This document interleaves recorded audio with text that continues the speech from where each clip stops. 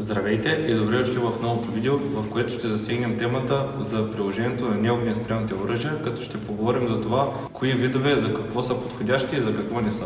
Под неогнестрелни оръжия визираме газовите и въздушните оръжия, като ще добавим и Airsoft репликите, които по принцип не са към тази група.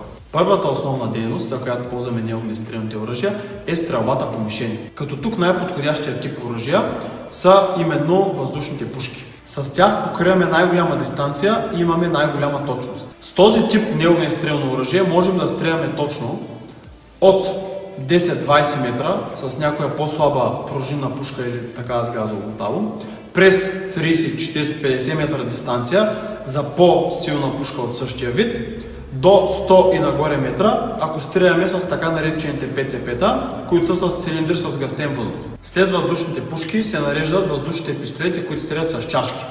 При тях също можем да очакваме доста прилични резултати, но на доста по-малка дистанция, да кажем 7, 10, 15 на метра.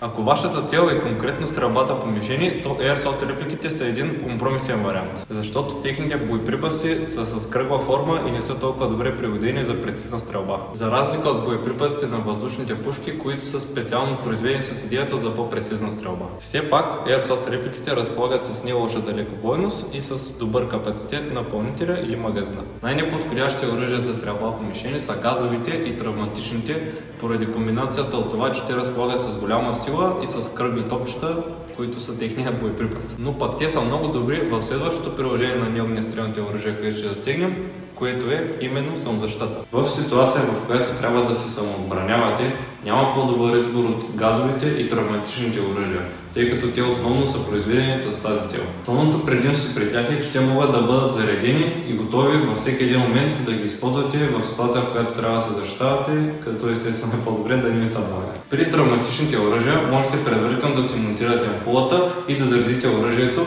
като в тази ситуация единственото, което ви дели от това да произвеждате изстрели, е да спукате ампулата с газ. Като те са доста ефективни поради голямата сила и големия размер на топчетата. При газовите оръжия имаме три варианта за самозащита в зависимост от боеприпаса, като първият от тях са тежките гумени топчета, халосните патрони и газовите патрони. За повече информация как работят газовите оръжия, може да изгледате нашето видео по темата. Airsoft репликите, въздушните пистолети и въздушните пушки определено не са подходящи за самозащита. При Airsoft оръжията имаме следния проблем. Макар и там голяма част от тях също да са готови за стрелба, силата, която те имат е прекалено ниска и стопиращия ефект също следователно е прекалено малък. Въздушните пушки не са подходящи за самозащита поради две основни причини. Първо, техните размер и тегло ги правят изключително неудобни за носене навсякъде с вас. А второто е, че пораженията от тях могат да бъдат доста по-големи и дори фатални. Друго основно приложение на неогнестрелните оръжия е подобряването на техниката на боравене. С абсолютно всеки един тип от тях можете да научите основни принципи, да придобиете основни навици и така цялостната ви техника на боравене да се подобри. Има и максимално реалистични реплики, които могат да бъдат използвани от професионалисти, като полицаи, например, спортисти и други, за да свикват с това да работят с конкретен модел оръжие. Друго приложение на неогнестрелните оръжия е стрелбата по вредители, като повечето от тях не биха ви свършили работа, за разлика от въздушната пушка, която си е най-добра за тази цел.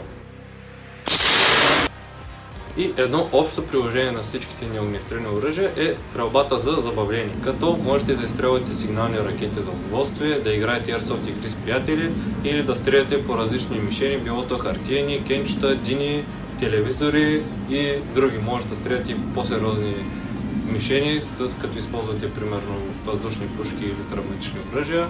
Може да видите нашите видеа за идеи, ние сме стреляли по всякакви неща. Това беше всичко от това видео, надявам се да сме ви били полезни.